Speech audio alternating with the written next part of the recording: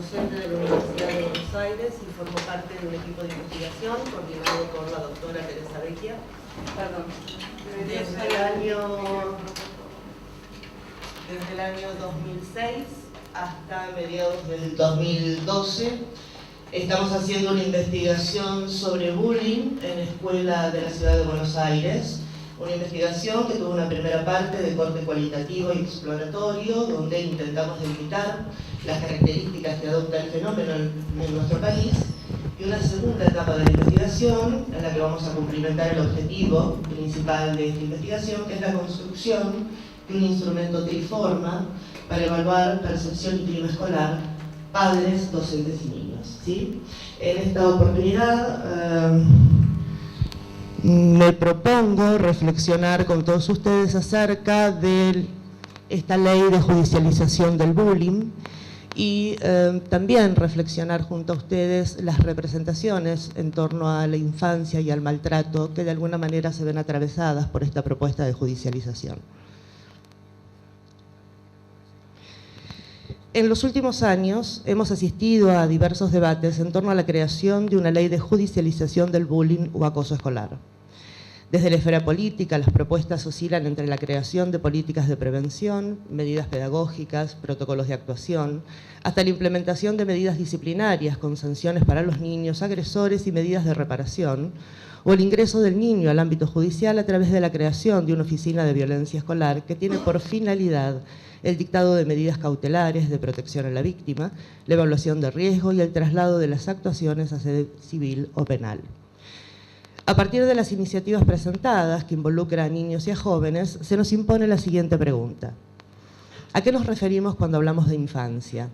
La infancia es una construcción social, histórica, variable y esta empuja permanentemente. En cualquier sociedad hay diversidad de prácticas y puntos de vista en torno a las actividades que nos parecen lícitas. ¿A qué edad es legal que un niño comience a trabajar? ¿A qué edad un niño está en condiciones de votar? Preguntas que suponen concepciones distintas de la niñez. ¿Son niños? ¿Son adolescentes? ¿Son adultos?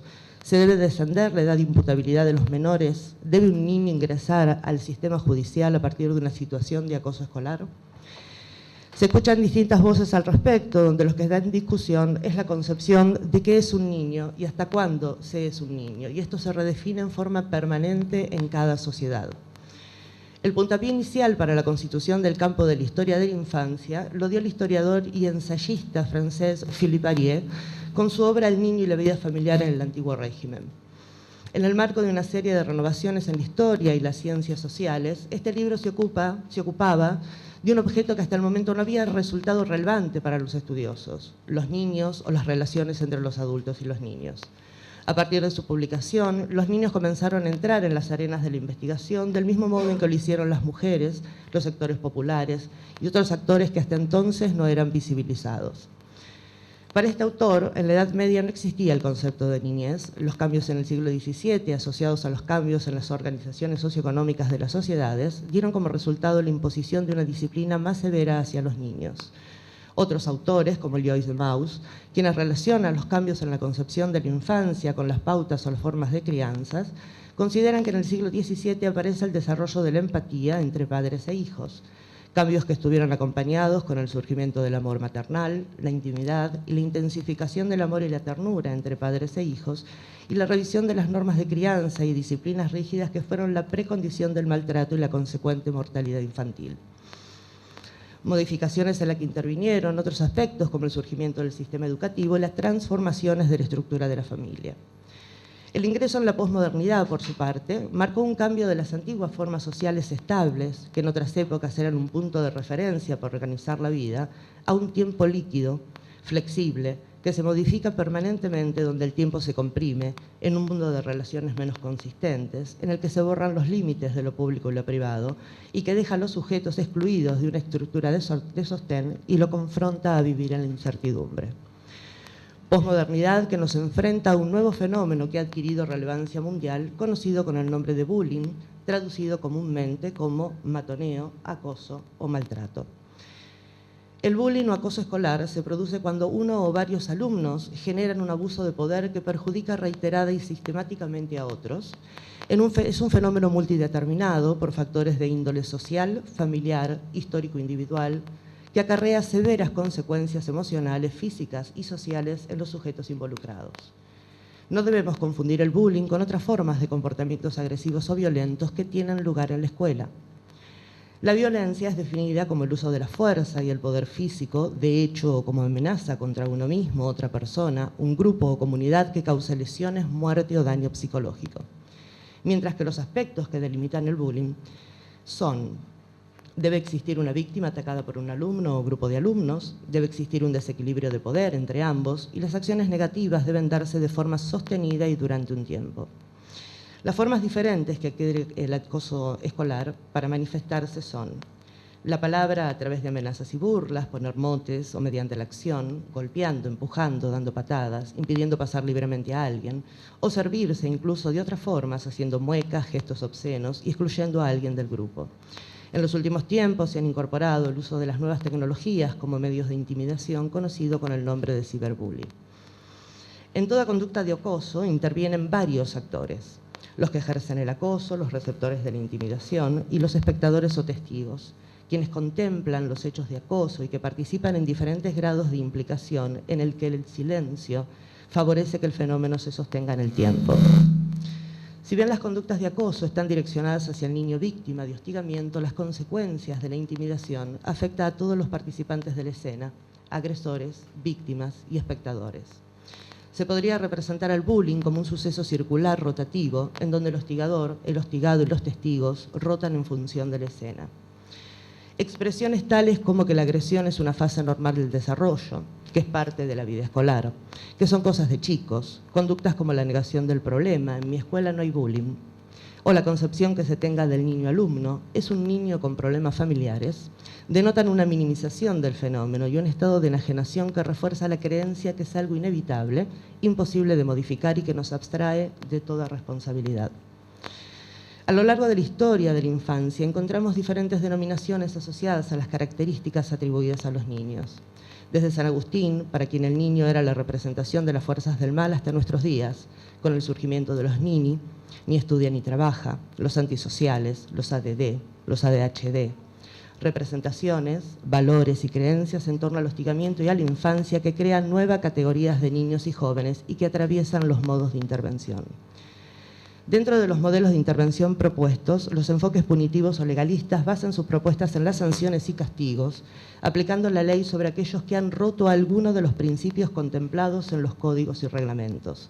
Un modelo que sitúa en la persona del agresor el problema, con la consiguiente culpabilización y que excluye la pregunta acerca de qué aspectos de los distintos sistemas en los que el niño participa, familia, escuela y sociedad, inciden para que el fenómeno del bullying se exprese en la escuela.